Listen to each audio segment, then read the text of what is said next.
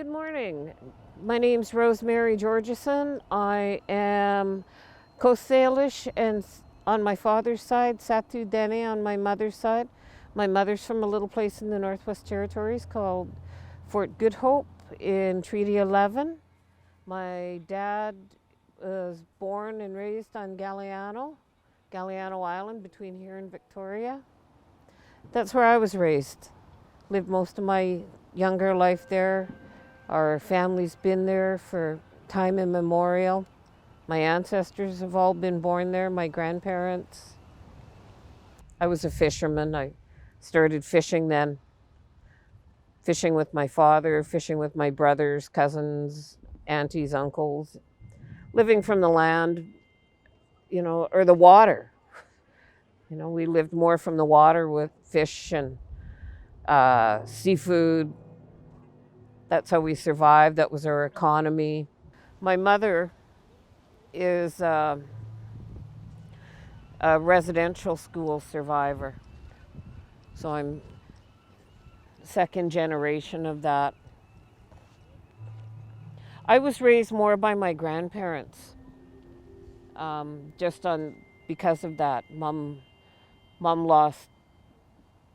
wasn't very good as a parent at times, so I spent more time with my grandparents. And the things I learned from them kept me safe. Plus, my grandmother was also an amazing cook. So that was a skill that I learned from her.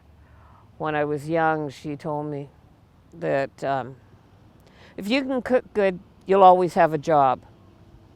Well, I figured, okay, let's just learn to cook really good. I don't want to be without work. In the fishing industry, I didn't work in the fish plants. Like a lot of my cousins did, and a lot of the other women that I knew. I worked on the boats. I had my own boat for a couple years, and I fished with my father, my brothers, other family members. So I liked moving all the time. I don't like being stationary for very long. My grandmother died when my mom was 2 or 3. So she went from a very young age right into residential school. So going from such a young age into residential school, that totally took any idea of how to be a parent away from my mother. The only time it was quiet in our house was when Dad was home. Lots of his friends had come by, and big fishermen sharing stories of traveling up and down this coast, where they've been, how they were fishing, what they were catching. It was all fishing stories of different sorts. How deep they were trolling and gear they were using, storms they'd been in, things that they'd encountered along the way. And that's how I learned how to run boats. The first year I went north, I didn't have the proper charts on my boats, if my chart was any good at all.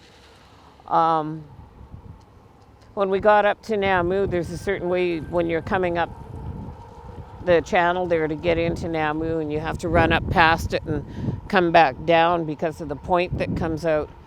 Well, I'd heard these stories so many times when I was running up there. I knew how to get into Namu. I didn't have a chart. My sounder was a piece of crap. My sounder was meant for a sports boat, not a commercial boat. And it only went down like 30 feet or something. But it was because I'd been listening all these years to these fishermen tell stories.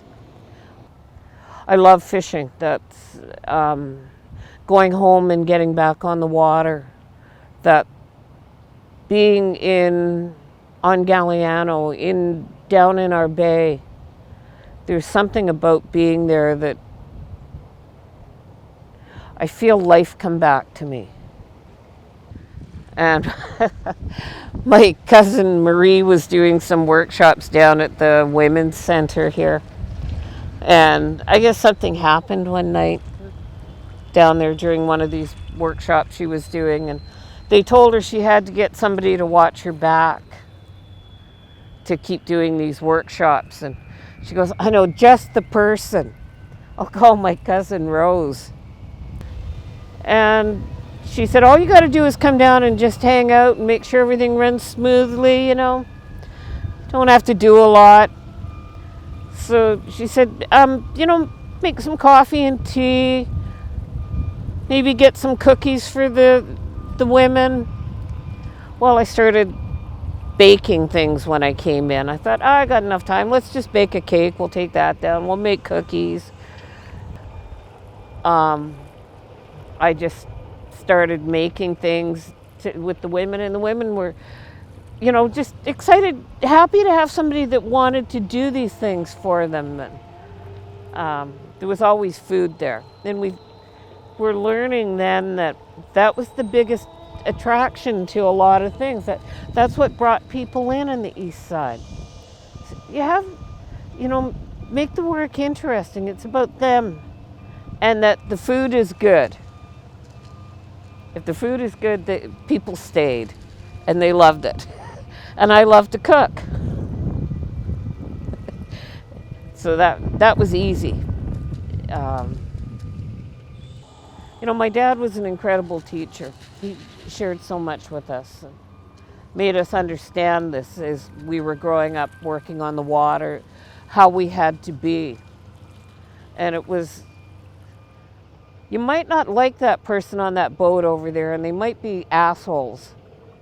But if they're hungry and you have 2 fish and he's got none, you go and give him a fish. That's how you take care of people. Doesn't matter if you like it. You can slap them across the face with it as you give it to them. It doesn't matter. But you feed those people. You don't let anybody go hungry. The fear of saying things seems to be going away. Or it's over there. It's more important that we share our words, our stories. We share stories of fishing, being on the water, growing up on these busy, constant moving pieces of water that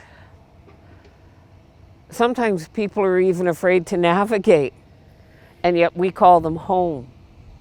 Now we're sharing and we're talking, and she has a couple of my friends there, they have like storytelling circles that they do. So we've come a long ways in 50 years, that these stories and way of being are being shared. Years ago, I did a show. My cousin Marie wrote a show called, well, she didn't write it. It was how it came about when we did Women in Fish in 2004, was the writing group that I was in with Marie. She asked us to write a piece, and we were going to build a show around it. And I wrote this piece about Dad yelling at me at 4 a.m. to get up. Come on, we got to go. The tide doesn't wait for any man or woman. Let's go. The waking up our dogs so we could all get on the boat and go fishing. Then I fell back to sleep, and I woke up 30 years later asking our dog, where the hell did everything go? Dad's gone, the fish are gone, the boats are gone. Marie said, hang on to that thought. I want to look at that some more. And I wound up writing something else for this performance that we were doing then called Rare Earth Areas. And we hung on to that idea, and we went and sat together on Galliano and talked about what I'd written there.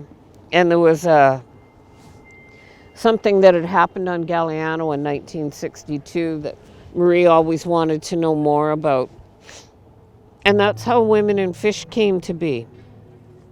But when we did Women in Fish in 2004, there was so many more parts of it that we couldn't touch on.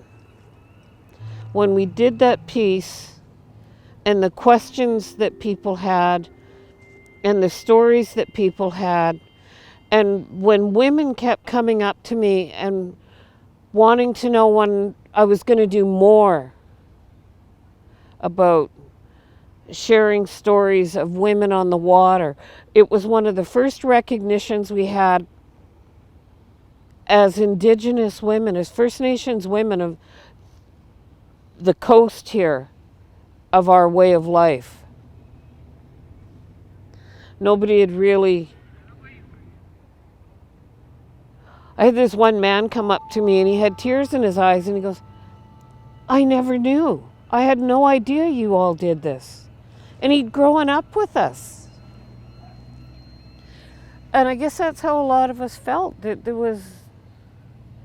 Nobody had ever really noticed us. I guess they hadn't. Nobody realized that we did this. It's just all moving forward. And that, as for the stuff that I thought was wasted knowledge, that keeps pushing me forward.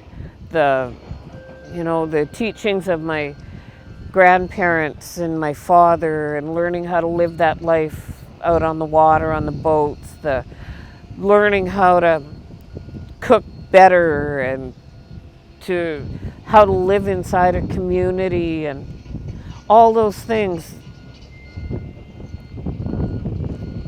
It's how I live now. It's what I do.